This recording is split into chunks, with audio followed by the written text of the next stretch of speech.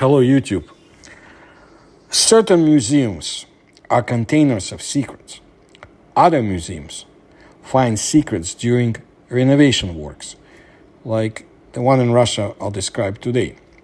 The Polytechnic Museum is one of the oldest science museums in the world and is located in Moscow. It showcases Russian and Soviet technology and science, as well as modern inventions. It was founded in 1872 after the first all-Russian technical exhibition on the bicentennial anniversary of the birth of Peter the Great, Russia's emperor, at the initiative of the Society of Devotees of Natural Science, Anthropology, and Ethnography. The first stage of the museum was completed in 1877. The north wing was added in 1896 and the south wing in 1907.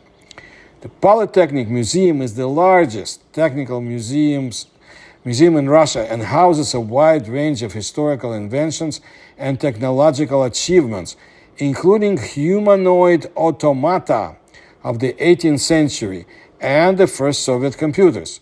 The collection contains 160,000 items in 65 halls, including chemistry, mining, metallurgy, transport, energy optics, automation, computer engineering, radio electronics, communications, and space exploration. Well, in the year 2022, there was an interesting discovery at the museum, a Sphinx. This Sphinx is not Egyptian, but it is also quite mysterious. It was excavated during the reconstruction of the Polytechnic Museum. They literally dug it up. They found it in one of the niches of the museum's outer wall. The niche was located below the level of the sidewalk, was filled in, and for many decades no one knew about the sculpture. Upon inspection of the find, it was possible to make out the inscription P. Dubois Bétons Agglomère Saint-Denis Seine. That is, P. Dubois Portland Cement of Saint-Denis Seine. Portland cement is the most common type of cement, and Saint-Denis is a suburb of Paris, part of the smallest but most densely populated department of the Seine. It is also known who P. Dubois was. The industrialist and inventor Paul Dubois, who worked a lot on the technology of concrete production. The sculpture made of concrete demonstrated the wide possibilities of this material. Concrete is easier to process than granite, cheaper than marble, stronger than gypsum, and wood is not susceptible to rot and is not too afraid of fire. How did the concrete Sphinx get from Paris to Moscow?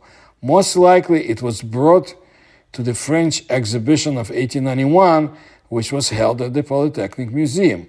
The documents preserved in the museum speak in favor of this, but the records also say that there were originally two Sphinxes. Nobody knows where the other one is. It is also unknown what the Sphinxes looked like during the exhibition. Perhaps the sculptures were painted. The internal structure of the Sphinx is also still a mystery. Well, in the late 1880s and early 1890s, concrete was already being reinforced everywhere, that is, with reinforcement inside. However, the sculpture from the collection of the Polytechnic Museum has not yet been studied using methods that could detect the metal frame. Portland cement, a mixture of finely ground calcium silicates and gypsum powder, is produced in Russia today by tens of millions of tons. In fact, this is cement, the main component of concrete. And that's it. I found no further information about any study of the discovered Sphinx or the search for the second one. But here's what's interesting. There was an obscure post on the Russian internet. Let me quote. They dug up another 5 floors down. I wonder what they found there. Someone is rewriting history before our eyes. And that's it. If I find out more someday, I will tell you. Thank you for your attention to my work if you can support my research, you can do so through the links you will find in description to this video. And I'll bring you more stories about fascinating and mysterious museums of the former Russian Empire, then the Soviet Union, and now the Russian Federation, as well as other countries in the area. And stay tuned. Thank you.